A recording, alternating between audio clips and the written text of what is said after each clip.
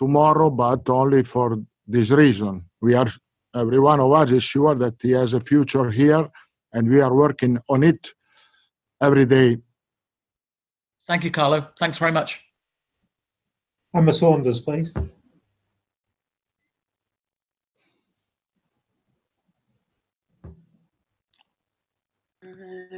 Hi, can you hear me, Carlo?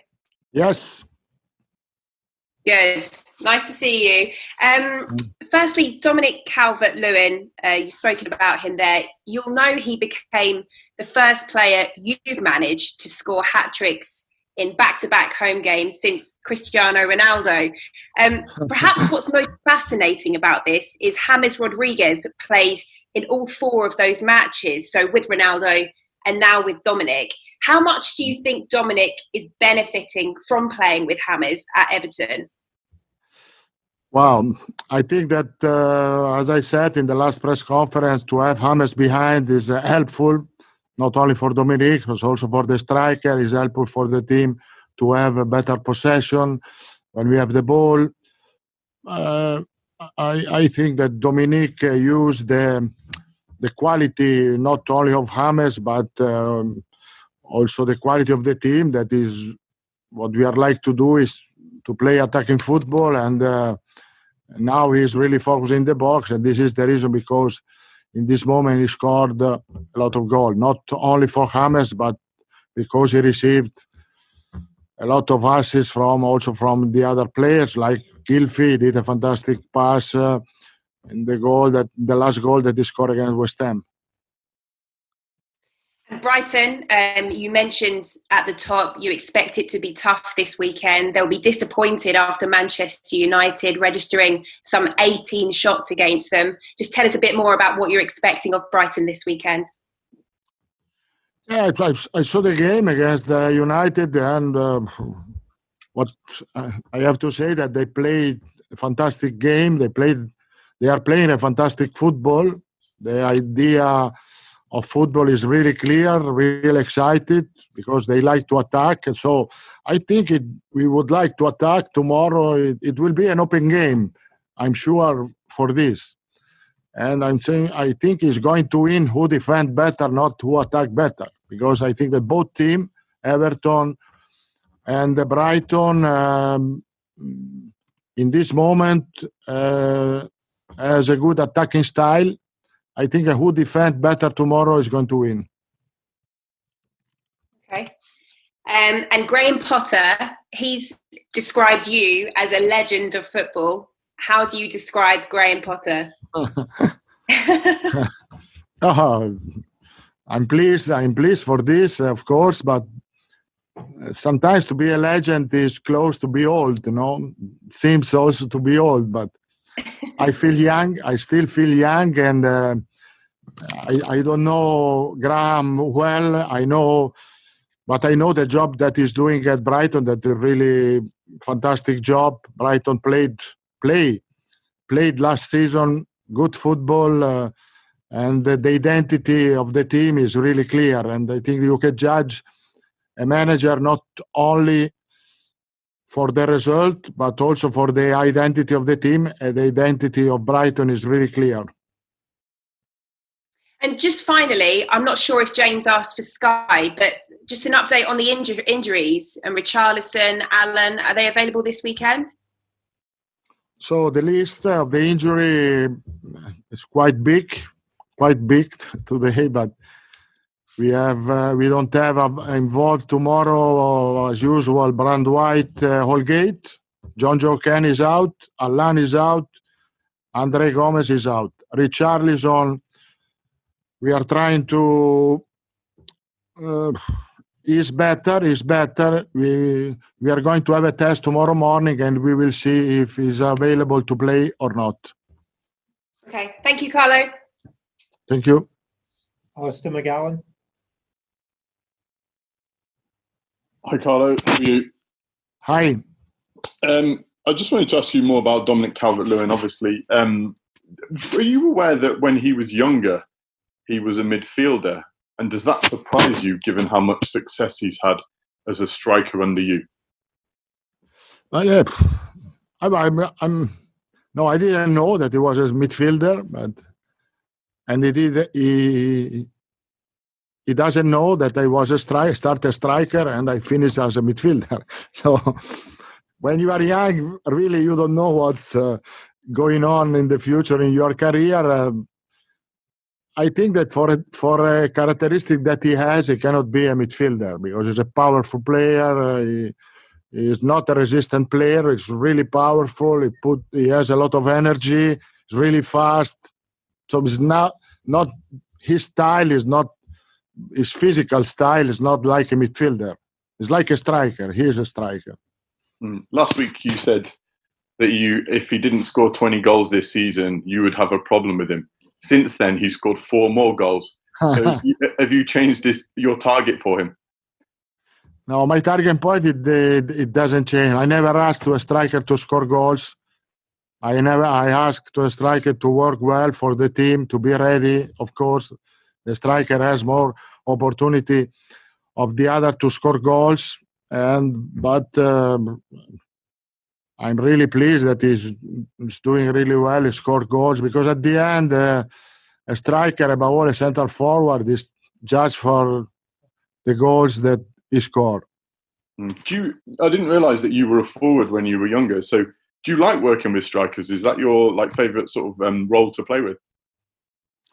Oh, I like him as a striker because he's able to do everything. So he's not. I think he's a complete striker because he usually a striker tall like him is not so fast. Is not so good to attack the line. He's also, if he's really tall, he's really fast. So he's a complete striker. It's not easy to find a striker with this kind of characteristic. And just last of all, I was wondering just if you could answer a question about Yannick Bolasie. I think this week he's mentioned that he's maybe a bit frustrated with not playing in the team despite working very hard in training. Is he going to have a future? Is he going to be here after the transfer window? But Bolasie is doing well. He's training well, properly. He's a professional.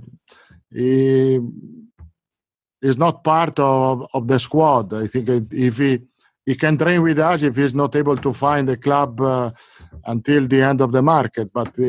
And if he stays here, of course, we are going to train him. But I said to him that we have a big squad, and unfortunately, there is no space for him.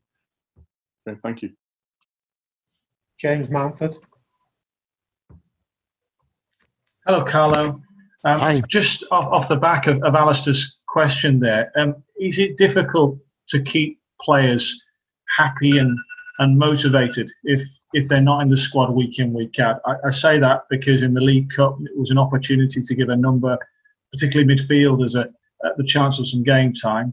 Do you envisage many departures between now and the end of the transfer window? I think to keep the players happy is not the goal. I don't want to keep the players happy. I don't want that to reach result with the club. I know that it's impossible to keep all the players happy. But sometimes the sadness of the players, that the fact that maybe they can be upset with the manager can be a good motivation to work hard, to be focused, to wait the moment, because the moment comes. There is no other solution. If you are ready, the moment or soon or later for the players will come. The players maybe that were not involved in the last games, they will be involved tomorrow, and they have to be ready. And because at the end, I'm used to say to the players, the judge is not the manager. The judge is the training ground. If you do well in the training ground, you have a possibility to play. My job is to look what the player does in the training ground, and then after that, I have to choose the lineup.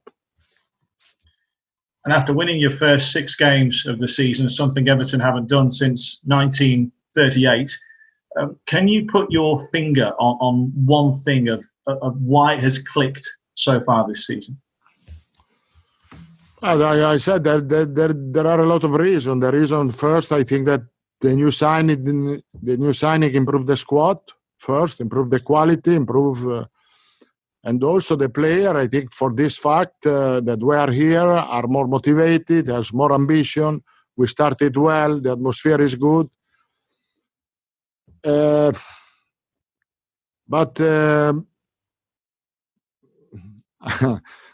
I know that it's going to finish. This is going to finish. This a beautiful bubble. There's a beautiful bubble where we are living now. Everything is okay. Everything is perfect. It's going to finish, or sooner or later, it's going to finish. And the strength of the squad is when the danger is coming, we have to be ready. We have to be strong there. And maybe it comes tomorrow. I don't know. Maybe because the opponent team is really strong tomorrow, and we are not focused. And if we are not focused there, the danger will come tomorrow for sure. Well, hopefully not tomorrow. Thanks for your time, Carlo. Thank you. Carl, Markham. Hi, Carlo. Just to go back to the injuries, the new injuries. You say Gomez, Kenny, and Alan are all out tomorrow. How serious are their individual injuries? How long are you looking out? Are they looking out? Alan. I think that there is the international break. After the international break, he will be ready, 100%. Not for John Joe. John Joe is out for at least for 4 weeks, and so 2 weeks after the international breaks. Gomez, I think he will be ready. If we didn't play tomorrow, if we played Sunday or Monday, he was ready. So it's a really little thing, but it's not available to play tomorrow. But he will be ready. So the player,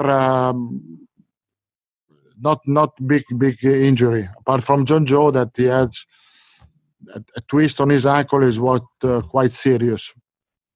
Okay, just one more for me then. I know you've spoken a lot about Dominic Calvert-Lewin. He's spoken about what you said to him, saying he needs to stay nearer the goal and concentrate on the penalty area. I'm just wondering what specific work you have done with him sort of since pre-season to sort of help him with his form. Well, honestly, we did nothing special. We trained with the team. For all the striker, we do some individual exercise for crosses, for finishing, but nothing special. I think that it was more mental or tactical to be focused in the box. That comparing the fact that we didn't train specifically for this reason. Okay, we'll just take one from Rob Ellis and then one from Lewis. Hi, Carlo. Good afternoon. This weekend will be your 100th game in the Premier League. I just wondered how significant an achievement that is for you, and if perhaps you had a favourite game during your time coaching in England.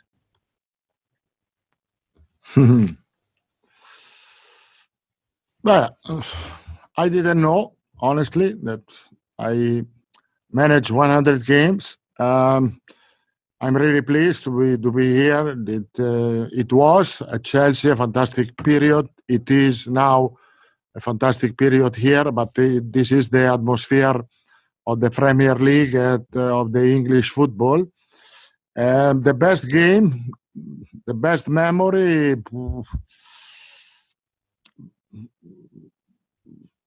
I think the best difficult.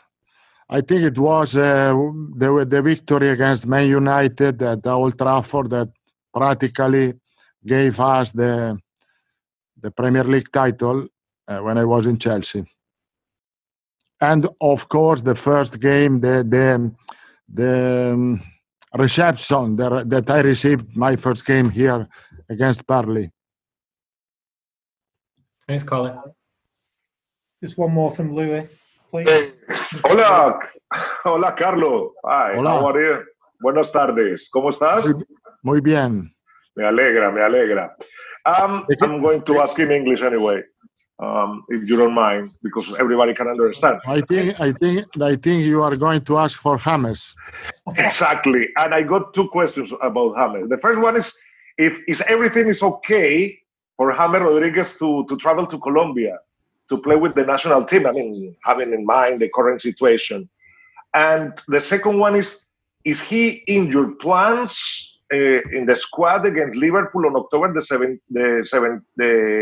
17th of October?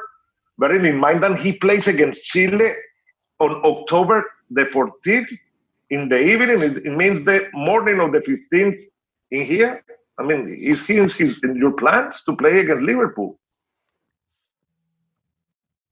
James is fit. He's in a good condition. He can go to play, and he desire to play for the national team. He can go with Jerry Mina. They have a game. They have two games. The last game is against Chile, but is 14 of October, but is 13 October in Chile. So he doesn't have a lot of time to recover. I hope that he's going to recover well for the game against Liverpool.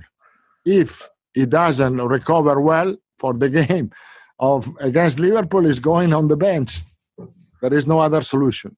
And are you going to have any special logistics to trying to take them out from Chile to here straight away? No, I think that Colombia national team has organized for him everything. I think that they follow the protocol of the FIFA for the virus, and we have to respect and accept that. They are going to take care of the players for this kind of travel. Okay, thank you very much, Carlos. Muchas gracias. Okay, thank you. That completes the end of the open section. So if we can move on to the newspapers, please. So